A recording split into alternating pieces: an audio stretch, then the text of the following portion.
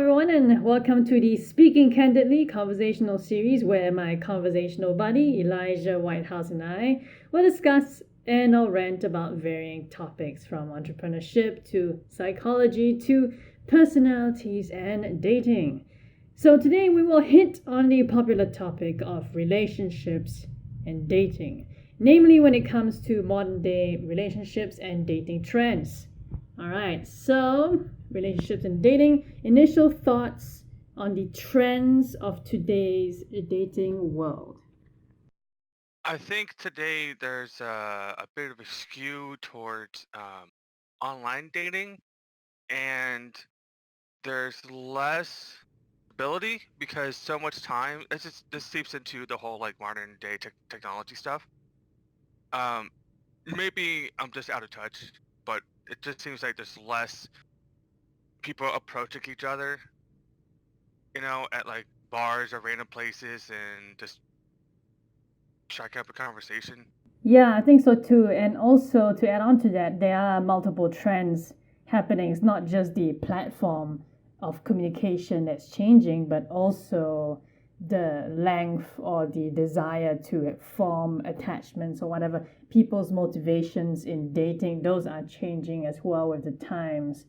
For me, my initial thought when I pose that question to myself, it's interesting that you go straight to the platform, so you're more focused on okay, how do people get to meet other people when it comes to forming romantic attachments? Is you're more thinking about the platform side, whilst I'm more focused on the human behavior side, where I'm thinking like the modern day trend nowadays is to hit up multiple people and to experience a lot of options before eventually, if ever, settling down for one. I believe back then, in the old days, it's not like that. Firstly, there's less platforms available to reach out to new people in either your locale or even different locations. But at the same time, it's mainly like it's only like you're focused on one, and usually it's a courtship going on. That's the Yeah. trend back in the old days. Now it's just like not even a courtship, just probably even a one night stand, and then that's it. Usually they just use the other person. I seem to remember reading, like in history class and watching movies, whatever, that there's like a whole ordeal of the guy courting the woman, I don't and think it's an ordeal though. You make it sound well, like it's a bad thing, but yeah, we can talk about no, that no, for I'm sure. sorry. It's maybe that's not the right word, but it was a whole thing. Like you got to go give a dowry, and you got to go talk to the the parents. This is more like upper society, like back in the day, like back in like 1800s, something like that, where dudes like courting the daughter, talking to the dad, Yeah, it's and interesting, right? Because you see, yeah, most women like that, but guys they don't. Which again, now we're going into the psychology, which nicely segues into the next question. Is we talked about how it was different back in the old day, and today is very completely almost like a yeah. 180. I wonder when did all these dating trends begin for modern society and why they begin. For me, I'm thinking like it's probably a generational thing.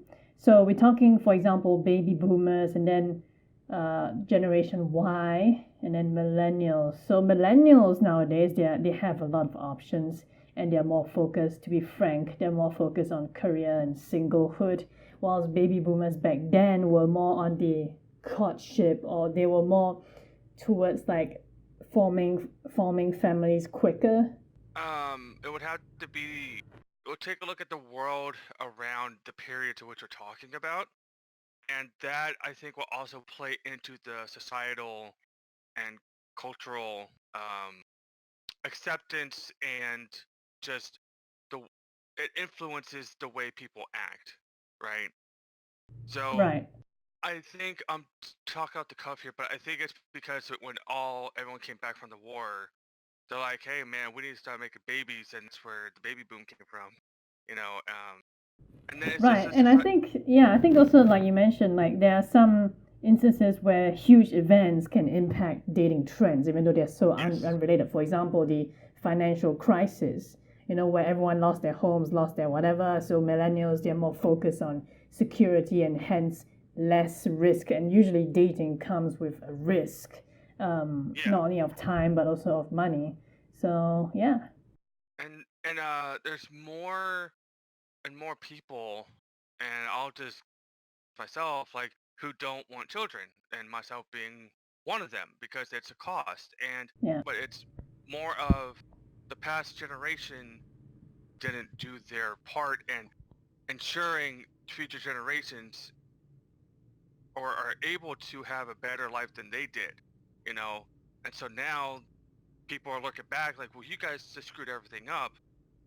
We're we're the victims of your negligence. So a part of that is we don't want kids. That also like lends itself to the point that the current generation, again, they have more options at the same time, and based on their upbringing they would rather not go through the same experience. They were taught certain things when they were brought up which led them to believe that, okay, if they ever have kids, it would be later in their life. And we do see this other trend as well when it comes to relationships, is that people get married later, like in their 40s or 50s now, and or even 60s sometimes, or they never. And also they have kids later. Like I know a lot of people who, let's see, right now they're 50 or 60 something, and their kids only like 14 or 16. I was like, wow, you must have married really late. That, and another trend I noticed, and I think this is not exactly about relationships, but there are a lot of single parents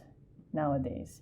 If you notice, compared to back then, which maybe it was the same prevalence back then, but it may not have been talked about. But today, definitely a lot of single parents, and usually they tend to be younger, like 20-something, 30-something, which again contributes to the dating environment that we're currently in. All right, so let's dive a little deeper into the psychology behind people who engage in such dating trends. And before I jump into that, I forgot to add that I think another important trend to notice, especially when we're talking about, you mentioned about the platforms like online apps, whatever, is specific tactics that people and users on those platforms use that back in the day would have been considered vile or despicable. For example, ghosting, which is a dating trend, especially modern society, and breadcrumbing. And we talk about the psychology behind people who do that. Now, just to clarify for you and for people listening, ghosting obviously is you make plans and then you just disappear and never even say a single word to the person. Breadcrumbing is you occasionally leave breadcrumbs, like those pigeons where you just drop a bunch of breadcrumbs, they'll come to you. You're leading people on with little bits of affection but non-committally. So I think those are recent trends as well, especially talking about with those platforms, I was gonna say, I know another trend, catfishing. Oh right, yeah. Oh, that's definitely true. Online. Yes, apps, all the apps nowadays. I'm amazed like how I don't know the app's name, but apparently you can make yourself look younger, which I think is totally deceptive, but apparently it's a trend. I never heard of breadcrumbing. Ghosting sounds, it's part of the course. I mean, it's human nature. You're gonna have, it is. You're just gonna have like stupid people, or maybe they just forget, I think also like they just don't like conflict and they don't want to be honest, and because it's, even though the person's identity, you've seen their face on the app or the website, they you don't really know them, it's still a stationary picture and a stationary bio, so they feel like there's a little bit of anonymous nature to it. So they can just diss you off like, as if you're not a human being. It's just, I've never understood that. So what do you think about catfishing? What the psychology behind that is? It makes for entertaining TV, entertaining like YouTube videos. Well, I guess, okay, we had to define catfishing because there's the extreme where you're using fake you're not the person that you say you are, and when they show up, it's like a dude or like a fat cow, or for example. Or the ones which is also considered catfishing, which is like you are that person, but you just make yourself look prettier or more like embellished than you actually really are. I'm guessing the psychology for those who, use filters and whatever is, again, Hmm. they think that by having that external attractiveness that is going to make Yeah. them more viable as an option, but it's only good for one night stands, or if you're trying to attract like a sexual partner, then yeah, that Yeah. works. But even then, if you're looking for long-term stability, no man or woman would trust you if they realize that you're just putting on all these airs. Exactly. Yeah, exactly. So yeah, again, I think it depends on the motivation of the person. So let's go back to the other dating trends because we focus so much on the tactics that people use, but players, psychology behind that, which again, I think players has always existed regardless of the timeline, and each generation they definitely have their Yes. own. So I think it has been a consistent trend. Older movies have always portrayed the good-looking dude as a player, and even modern day too. So there's no difference. I think the psychology behind someone that likes to play around, again, is, I mean, they could enjoy it, but at the same Yeah. time, it is considered abnormal for a human because our natural tendency is to form bonds, like real bonds, not treat people like objects. Yes. So I would say that their psychology is that they're either insecure in themselves, that they feel like they need to prove to either themselves or somebody else, they want to prove about their degree of conquest, Yes.